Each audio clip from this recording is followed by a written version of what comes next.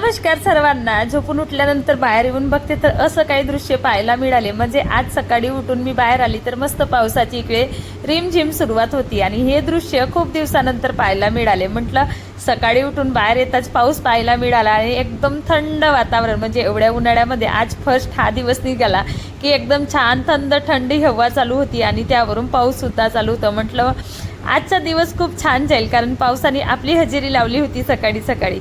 आता माझे कामं वगैरे आवरले आणि आता जेव्हापासून स्कूलला सुट्ट्या लागल्या तेव्हापासून मुलांची मॉर्निंग ही लेटच होते। आता मुलं उठल्यानंतर मुलं फ्रेश झाले, आता यांचा दूध वगैरे तर झालं, पण मुलांची 9 वाजेची आता ट्युशन राहते, कारण 1 तारखेपासून मुलांची ट्युशन चालू झालेली आहे। आता म्हटलं मुलांच्या ट्युशनची वेळ झाली, आता मुलांसाठी नाश्ता करायचा होता। आता जेव्हापासून सुट्ट्या लागलेल्या आहेत तेव्हापासून मुलांना दररोज काहीतरी नवीन वेगळं नाश्ता पाहिजे। आता रात्रीला मी डोस्याचं मिश्रण घालून ठेवली होती, कारण म्हटलं सकाळी मुलांसाठी डोसा बनव। आता इकडे डोश्याच्या तयारीला लागली, आलू बॉईल करून घेतली आणि सर्वात आधी तर आलूची भाजी केली। आता भाजी होताच म्हटलं चला आपण थोडं रिलॅक्स होऊ, पाणी घेऊ, तोपर्यंत आपलं तवा गरम होऊन जाते। आता इंडक्शनवरच मला हे डोसेसुद्धा बनवायचे होते, कारण जेव्हापासून सोलर लागलं तेव्हापासून मी गॅसचा वापर खूप कमी करते। आता इकडे हा नवीन तवा घेऊन आणली होती आणि याच्यावरती मी आजच फर्स्ट टाइम डोसे बनवणार होती। म्हटलं चला आज चांगले डोसे जमतात की नाही हे तर आपण बघू। आता इकडे छान मुलांसाठी मी नाश्ता तयार करून घेतली आणि मस्त डोसे याच्यावरती रेडी झाले। मला असं वाटलं नवीन तवा आहे तर छान काही बनणार नाही, पण छान झाले डोसे। आता मुलं ट्युशनवरून आले, जास्त जेवण झालं, आता मी थोडा वेळ झोपतो म्हणलं तर माझी मुलगी काही मला झोपू देत नाही। आता बघा मी इकडे बेडवर झोपायला आली, पण तिच्यासोबत तिचे टेडीसुद्धा आले। म्हटलं तू थोडा वेळ झोप बाई, पण झोप घ्यायचं काही नाव नाही आपल्या टेडीची। हिने इथे ट्युशन चालू केली आणि आता हिच्या ट्युशनमुळे मुलासुद्धा काही झोप आली नाही। सकाळी उठली ना तेव्हाच मला काही थोडं बरं नाही वाटत आहे, पण मुलांसाठी आज मला डोसा बनवायचा होता, कारण रात्रीला मी डोसेचा घालून ठेवली होती। छान मुलांसाठी डोसा बनवली आणि स्वयंपाक सुद्धा आवरली। आता मुलं ट्युशनवरून आले, मुलांचं जेवण झालं, माझे जेवण झालं आणि म्हटलं चला थोडा वेळ झोप घेते। आता 2 वाजे झोपली, म्हटलं 1 तास तरी आपण निवांत झोप घ्यावी आणि 3 वाजे उठली। आता साहेब होते, साहेबांसाठी नाश्ता करून दिली आणि आता नाश्ता करून झाला, साहेब तर गेले। पण आज मला थोडं बरं नाही वाटत आहे, पण मला न आवडणारे कामं आज माझ्यासमोर पडले आहेत, कारण माझ्याकडे दळण नाही आहे, मला दळण लावून आणायचं आहे।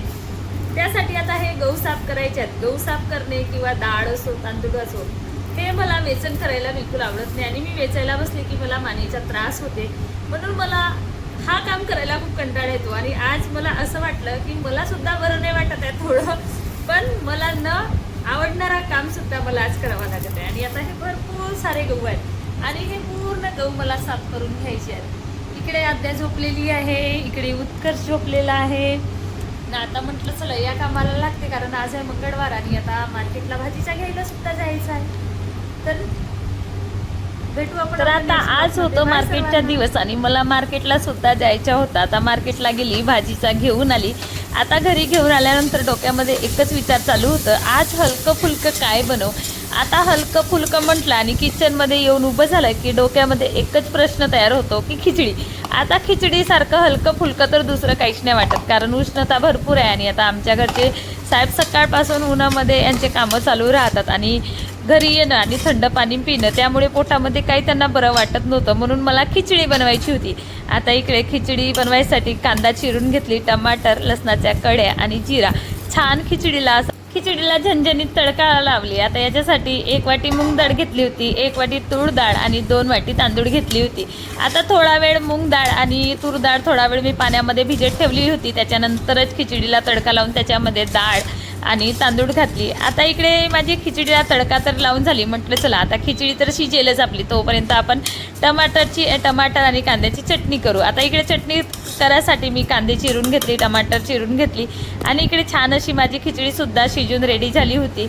आता म्हटलं आपण वडू। आणि खिचडी खायला मला पातळ बिलकुल आवडत नाही, थोडी म्हणजे जास्त पातळही नाही आणि जास्त जाडी पण नाही, अशी खिचडी पाहिजे, कारण मला तशी खिचडीच खायला आवडते। आणि तिच्यासोबत जर टमाटर आणि कांद्याची चटणी असली तर मजा भरपूरच येते।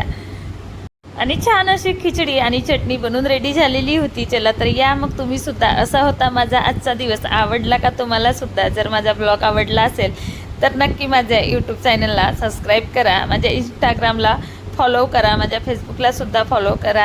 बाय।